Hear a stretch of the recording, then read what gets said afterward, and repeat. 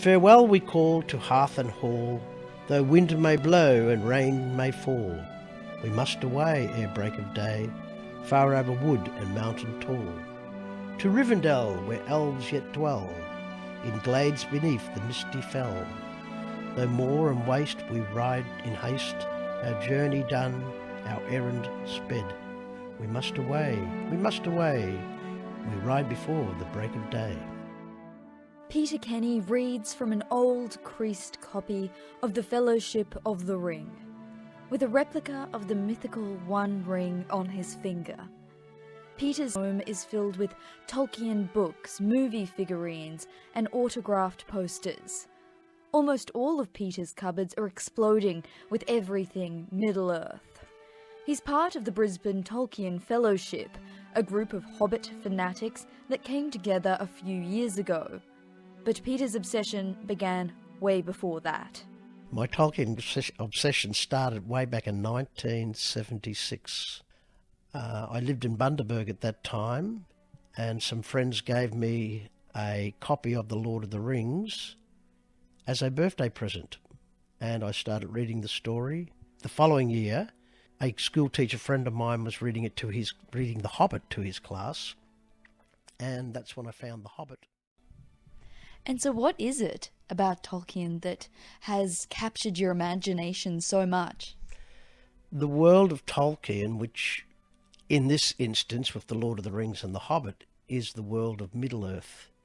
It is probably the most detailed and descriptive world ever written in literature.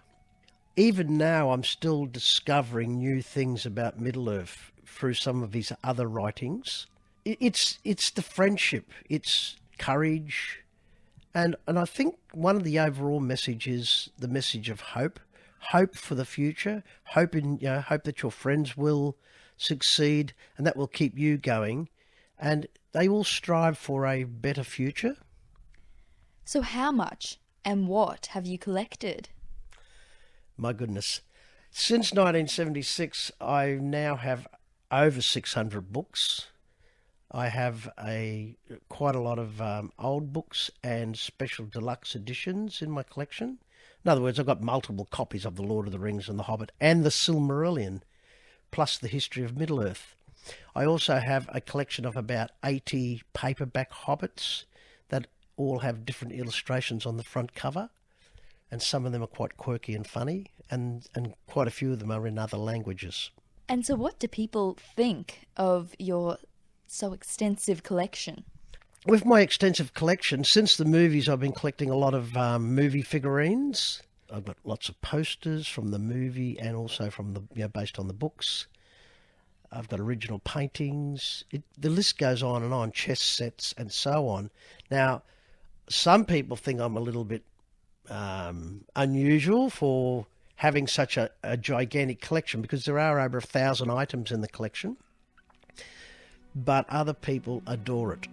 And I think it all comes down to whether you are a fan of Middle-earth and Tolkien, or whether you don't like it. Peter has turned his love of Tolkien towards an altruistic cause. He's using it to improve children's literacy. He does public readings, and the Tolkien Group fundraises for the Pajama Foundation's literacy program. I am a former school teacher, and I've always had I always believe that children are our future, and we should make an effort to help them to learn to read, because reading, of course, is to me the most important thing, because when children read, we create imagination in them, and when children have imagination, they become creative, and when people become creative, they create a new world for us, and it's like a domino effect. So if you read, you have imagination. If you have imagination, you create. And the best creators in our society are the ones who invented wonderful things and the leaders of our society. And so what do you hope ultimately to achieve? One of the things I'd like to achieve is it's a long-term goal, is to be able to have my own, perhaps a small warehouse or a shop somewhere where there is a library of children's literature that charity groups could come along and borrow books for their programs from that library. And by establishing a library as such, we could have a bigger resource than any individual charity might have. And another little goal would be to get a little minivan and take visit schools with books and with collectibles. And of course, we also have a very large tabletop model of Bag End, the Hobbit Hole. But it'd be nice to be able to take that around to schools, and it's one of those things that inspires children. They look at the Hobbit Hole, they go, wow, that comes from the Hobbit book. I want to read the Hobbit book, and from there we hope they read other books. And like you said, that really inspires children. What happens when you read Tolkien to them or they see these things? One example I can give you was last year I was doing a presentation to about 70 children at the Kenmore Library, and there was one little girl in the audience who was quite often putting her hand up to answer questions, and I did ask her a couple of times, and unfortunately her answers were wrong. But as the story unfolded, I noticed that her eyes were lighting up, as were all the other children's.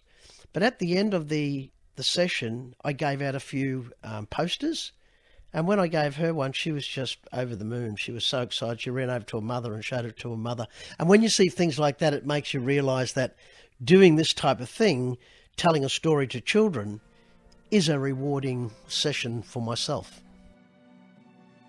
March 25th marks Tolkien Reading Day.